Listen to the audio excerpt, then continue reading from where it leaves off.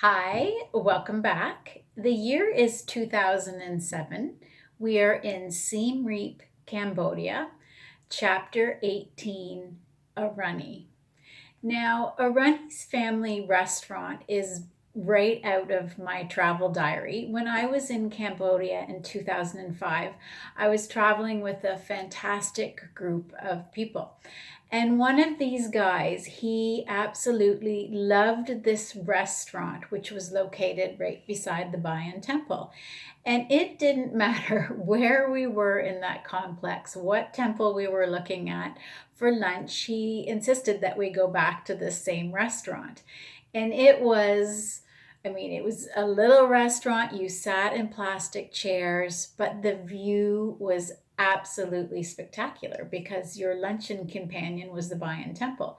And when it came time to giving a runny an occupation, this restaurant was the perfect fit for her.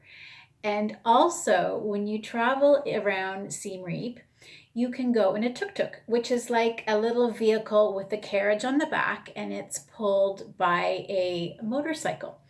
And Arani's husband, Chan, this is his occupation. Again, directly out of my travel diary. There's so much in this novel that came directly out of my travel diary. And one of the things that I really wanted to include going through Southeast Asia, it became very evident of me being a have.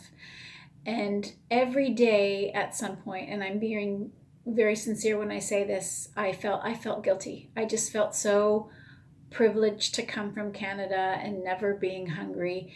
You would see people who'd had limbs blown off by landmines, but not just that. You also really appreciate the impact that tourism can have on an area.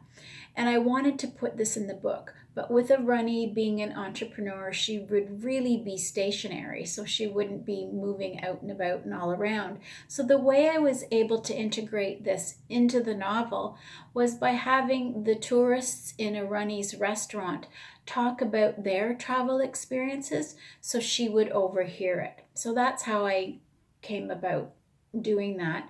And one of the instances that I described, again, directly out of my travel diary, was when we were in Chinook Ville, which is a beautiful beach town, sitting on this gorgeous white sandy beach, cobalt sky and water.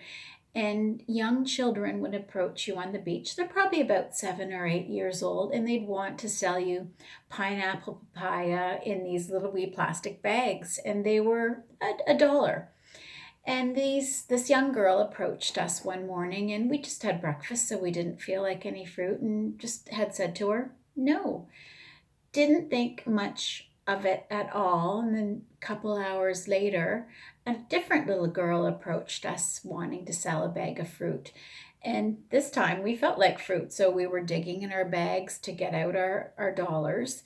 And the first little girl comes running out of nowhere and tackles this little girl right in front of us. And the two of them were fighting. Like, this girl was adamant that she saw us first, and we got them separated and just felt absolutely sick to our stomachs. Here's these two young children, the pressure of earning a living for your family and fighting, like just fighting for it. And I've never forgotten it to this day.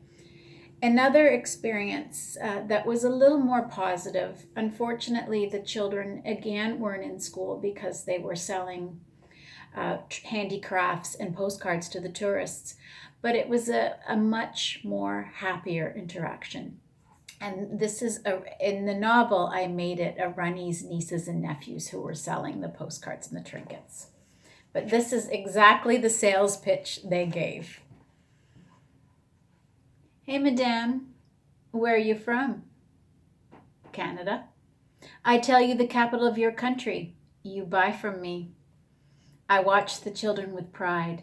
Their faces are beaming as they approach the tourists in hope of selling their postcards and handicrafts. They are relentless in their quest for sales. and clever in their approach. They frequent the most heavily trafficked areas, the popular temples and luncheon spots. Our restaurant is a popular choice for a number of reasons. It is one of the many restaurants located at the Banyan. Therefore, there tends to be, at any time during the day, a herd of tourists scattered across our tables. And importantly, the miniature salespeople have both a captive and stationary audience who are, for once, not walking around taking pictures or about to climb in a temple. Their audience is waiting for their meal, and therefore they have nothing but time to examine and purchase their offerings. My nieces and nephews are in sales. In the evenings, they practice drilling each other on the capital cities of various countries.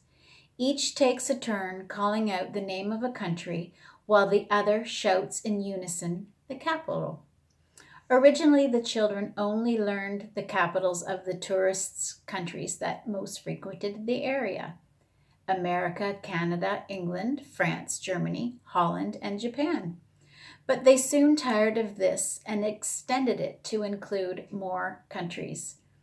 They prided themselves on learning all of the capitals of all of the tourists that had visited Angkor, as well as the countries the children thought that they should visit.